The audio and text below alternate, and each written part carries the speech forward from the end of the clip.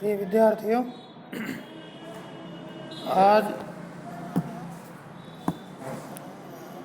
जैसा कि आपको पता है, इन दिनों हम स्नातक तृतीय वर्ष हिंदी साहित्य के अंतर्गत आधुनिक हिंदी कविता का इतिहास समझने का प्रयास कर रहे हैं। उसके अंतर्गत अब तक हमने भारतेंदु युग, द्वितीय युग और छायावादी युगीन जो कविता का विकास हुआ है उसके बारे में चर्चा की है। आज की क्लास में हम प्रगतिवादी काव्य का विकास किस तरह हुआ है, उसकी मुख्य अवधारणा क्या है और उसकी मुख्य प्रवृत्ति के बारे में चर्चा करेंगे। प्रगतिवादी काव्य जिस प्रकार छायावाद द्वितीय युगीन स्थूलता के विरुद्ध सूक्ष्म का विद्रोह था, उसी प्रकार छायावादी सूक्ष्मता के विरुद्ध हिंदी साहित्य में जो प्रतिक्रिया उठी उसे प्रगतिवाद कहा जाता है। उस समय देश में चारों ओर स्वतंत्रता और परिवर्तन की कामना का ज्वार सा उठा हुआ था। 1936 ईस्वी के बाद हिंदी साहित्य में सामाजिक चेतना को केंद्र में रखने वाली जिस नई काव्यधारा का उदय हुआ उसे प्रगतिवाद कहते हैं। इसे मार्क्सवादी विचारधारा का साहित्यिक रूपांतरण भी माना जाता है। मार्क्सवाद एक नई अवधारणा थी जिसके आधार पर समाज को दो वर्गों में बांटा, एक शोषक वर्ग, दूसरा शोषित वर्ग। शोषक वर्ग ने हमेशा शोषित वर्ग जो वर्ग है, किसान मजदूर, उनका शोषण किया है, उनको हमेशा दबा कर रखा है।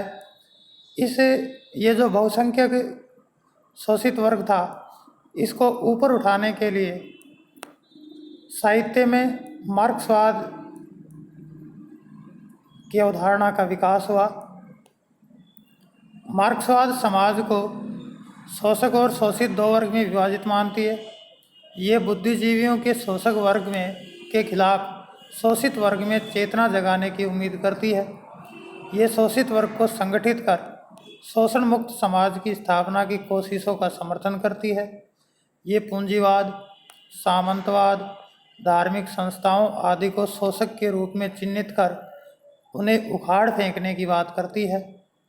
प्रगतिवादी साहित्य में ये सभी स्वर स्पष्ट रूप से पहचाने जा सकते हैं। इस प्रकार हम देखते हैं कि प्रगतिवादी जो काव्य है वो मुख्य रूप से मार्क्सवाद से प्रभावित है। मार्क्सवाद के अनुसार जो शोषक वर्ग है उसका विरोध किया जाता है।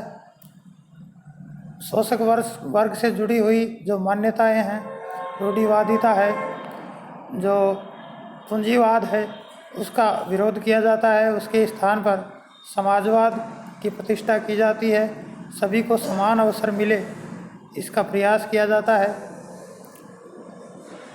ईश्वर, धर्म संस्थाएं आदि जो संस्थाएं हैं उनका ये विरोध करते हैं। इस प्रकार की अवधारणा छायावाद जो काव्य था उसमें सूक्ष्मता, प्रकृति चित्रण, कल्पना प्रियता, ऐसी जो मान्यताएं चल रही थी, विचारधाराएं चल रही थी, उसके स्थान पर इसमें साहित्य को पूरी तरह वंचित वर्ग से जोड़ा गया और उसको जगाने के लिए साहित्य का प्रयोग किया गया। ये जो प्रवृत्ति साहित्य में देखने को मिली वह 1936 ईस्वी के बाद देखने को मिली और प्रगतिशील साहित्य सम्मेलन 1936 में जब हुआ तो उसकी अध्यक्षता मुंशी प्रेमचंद ने की थी। उसके बाद से इसकी समय सीमा मानी जाती है। प्रगतिवाद का जो समय है 1936 ईस्वी से 1943 ईस्वी तक माना जाता है। यूँ तो प्रगतिवाद की गूंज इससे काफ़ी समय पहले से काव्य में मिलती है, किंतु उक्त समय ही प्रगतिवाद से संबंधित अधिक रचनाओं का रहा है।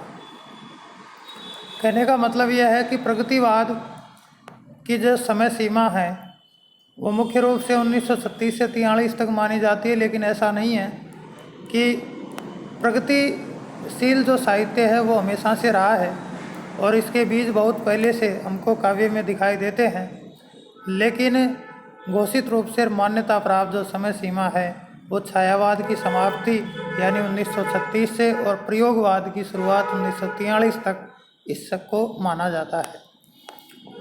प्रगतिवाद के जो प्रमुख कवि हैं उनके बारे में हम देखते हैं मुख्य रूप से कौन कौन से हैं। नागार्जुन प्रगतिवाद के प्रमुख स्तंभ हैं। नागार्जुन का प्रगतिवादी काव्य के साथ अभिन्न संबंध है। इनका जन्म 1911 ईस्वी में बिहार के तरौनी गांव में हुआ। ये बचपन से ही विद्रोही प्रवृत्ति के थे। इनका बचपन का नाम वैद्यनाथ मिश्र था। इन्होंने यात्री नाम से भी कविताएं लिखी। इनकी प्रसिद्ध काव्य रचनाएं युगधारा, प्यासी पथराई आँखें, तुमने कहा था, सतरंगी पंखों वाली, भस्मासुर आदि हैं। बहुत प्रसिद्ध कविताएं, चाहे दुखरण मास्टर, चाहे अकाल और उसके बाद, बादल को गिरते देखा है, ये सब कविताएं नागार्जुन की है। सही रूप में हिंदी में जन कवि के रूप में इनको माना जाता है। समसामयिक विषयों पर भी इन्होंने राजनीति को लेकर भी कविताएं लिखी। दूसरे कवि हैं शिवमंगल सिंह सुमन। शिवमंगल सिंह सुमन का जन्म 5 अगस्त 1915 को उत्तर प्रदेश के उन्नाव जिले के जगेरपुर गांव में हुआ था। सुमन जी ने मार्क्सवाद से प्रभावित होकर कविता लिखी। सुमन जी की जीवन के गान, प्रलय सृजन व हिल्लोल आदि काव्य संग्रह प्रसिद्ध हैं। केदारनाथ अग्रवाल, इनका जन्म 1911 ईस्वी में बांदा उत्तर प्रदेश में हुआ। इनके 4 प्रमुख काव्य संकलन हैं जिनमें प्रगति का स्वर प्रमुख है। वे हैं नीर के बादल, फूल नहीं रंग बोलते हैं, युग की गंगा और लोक और अलोक है। रंगे राघव, इनका जन्म राजस्थान के बरौली में 1923 ईस्वी में हुआ। इनके प्रमुख काव्य संग्रह अजय खंडहर, मेधावी और पांचाली हैं। उक्त कवियों के अलावा त्रिलोचन शास्त्री, नरेश मेहता, रामविलास शर्मा और शमशेर बहादुर सिंह आदि प्रगतिवादी धारा के कवि माने जाते हैं। अब प्रगतिवादी कविता की प्रवृत्तियाँ क्या हैं, उनकी विशेषताएं क्या है, इनमें किन विषयों को उठाया गया है, इनकी शैली भाषा किस तरह की है, इस पर हम चर्चा करते हैं। प्रगतिवादी जो कविता है वह समाज और समाज से जुड़ी समस्याओं जैसे गरीबी, अकाल, स्वाधीनता, किसान मजदूर, शोषक शोषित संबंध और इनसे उत्पन्न विसंगतियों पर जितनी व्यापक संवेदनशीलता इस धारा की कविता में है वह अन्यत्र नहीं मिलती।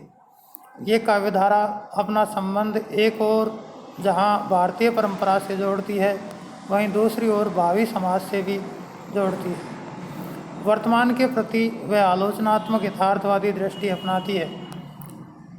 प्रगतिवादी काव्यधारा की प्रमुख प्रवृत्तियाँ इस प्रकार हैं।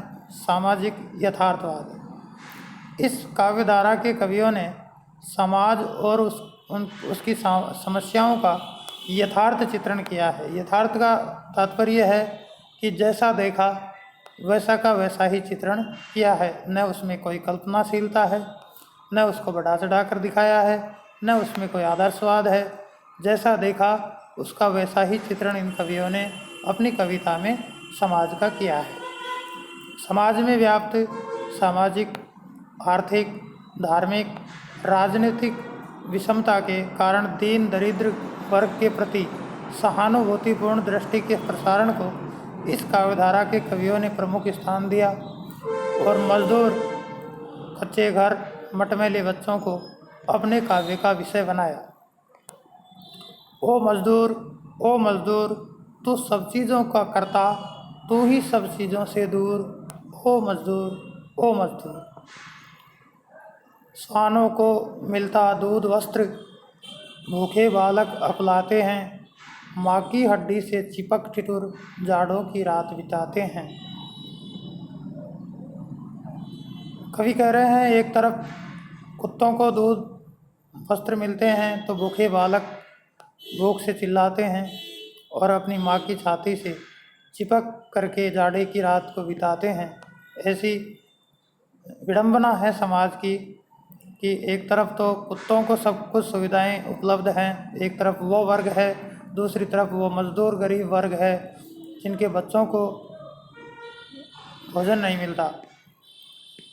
युवती की लज्जा वसन बेच जब ब्याज चुकाए जाते हैं, मालिक जब तेल फुलेलों पर पानी सा द्रव्य बहाते हैं, पापी महलों का अहंकार देता मुझको तब आमंत्रण। रामधारी सिंह दिनकर की ये पंक्तियाँ किसी भी समाज और किसी भी राजनीतिक परिस्थितियों को अपना आईना दिखाती है कि एक पिता अपने ब्याज को चुकाने के लिए अपनी युवती को, जो पुत्री है, उसको बेचने पर मजबूर हो जाते हैं। दूसरी तरफ एक ऐसा वर्ग है जो तेल फुलेल इत्रों पर यानी विलासिता की चीज़ों पर अपना धन लुटा रहा है। तब क्रांति का आह्वान होता है। ऐसा कवियों ने चित्रण, समाज का यथार्थ चित्रण इन कविताओं में किया है। मानवतावाद का प्रकाशन। वह मानवतावाद की अपरिमित शक्ति में विश्वास करता है और ईश्वर के प्रति अनास्था प्रकट करता है। ये मुख्य रूप से इस काव्य में देखने को मिलती है कि ईश्वर के प्रति इन कवियों ने अनास्था प्रकट की है। धर्म उनके लिए अफीम का नशा है, जिसे तुम कहते हो भगवान, जो बरसाता है जीवन में रोग शोक दुख दैन्य अपार, उसे सुनाते चले पुकार। क्रांति का आह्वान इन कवियों के काव्य में हमको देखने को मिलता है। प्रगतिवादी कवि समाज में क्रांति की ऐसी आग भड़काना चाहता है जिसमें मानवता के विकास में बाधक समस्त रूढ़ियाँ जलकर भस्म हो जाएं। कवि कहते हैं, देखो मुट्ठी भर दानों को तड़प रही कृषकों की काया, कब से सुप्त पड़े खेतों से देखो इंकलाब घर आया फिर आया। कभी कुछ ऐसी तान सुनाओ जिससे उथल पुथल मच जाए। सुमित्रा नंदन पंत की ये पंक्तियाँ किसी भी क्रांति का आह्वान करने के लिए कही गई हैं।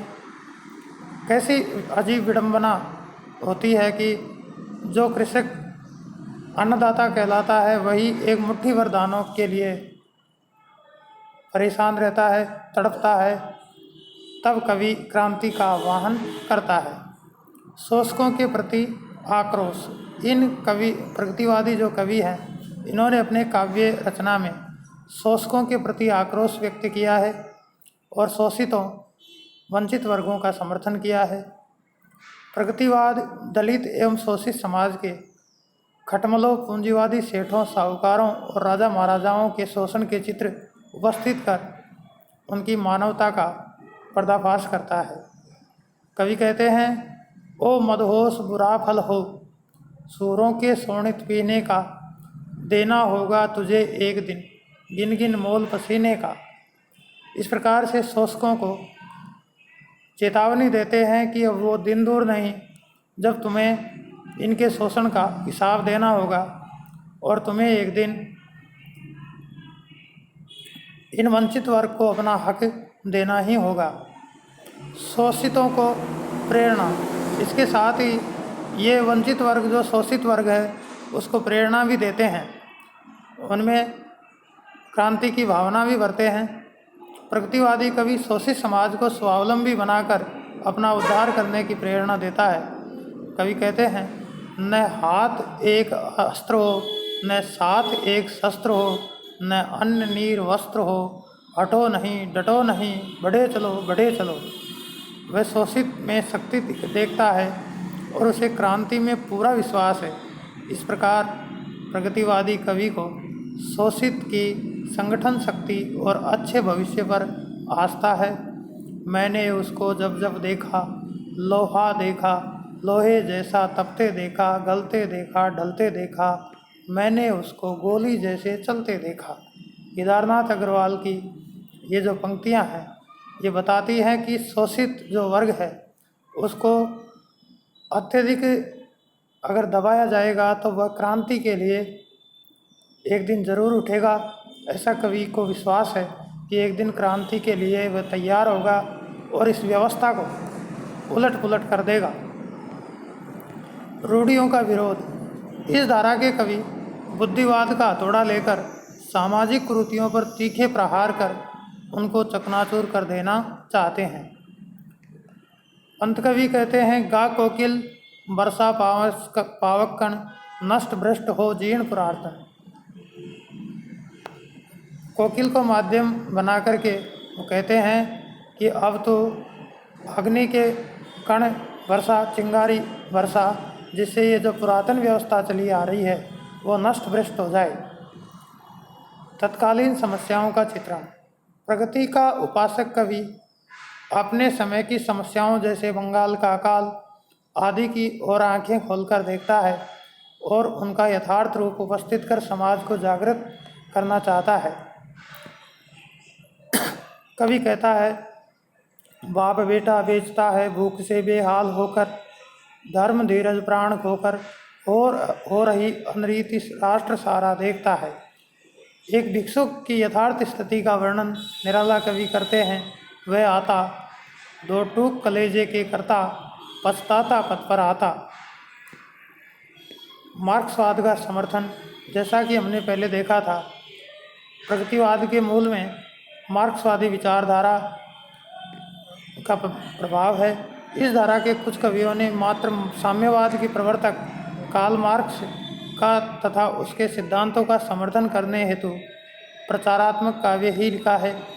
साम्यवाद के 7 स्वर्ण युगकर्ता मधुर पदार्पण और साथ ही साम्यवादी देशों का गुणगान भी किया है। लाल रूस का दुश्मन साथी दुश्मन सब इंसानों का। इस प्रकार हम देखते हैं कि इस धारा के कवि मार्क्सवादी हैं। वे मार्क्सवाद का समर्थन करते हैं और मार्क्सवाद के द्वारा उसके सिद्धांतों को साहित्य में लेकर के उनके द्वारा क्रांति की स्थिति पैदा करके समाज में परिवर्तन चाहते हैं। नया सौंदर्य बोध। प्रगतिवादी कवि श्रम में सौंदर्य देखते हैं। छायावाद की तरह प्रकृति में सौंदर्य नहीं देखते, सूक्ष्म चित्रण नहीं करते। ये कवि तो श्रम में सौंदर्य देखते हैं। उनका सौंदर्य बोध सामाजिक मूल्यों और नैतिकता से रहित नहीं है।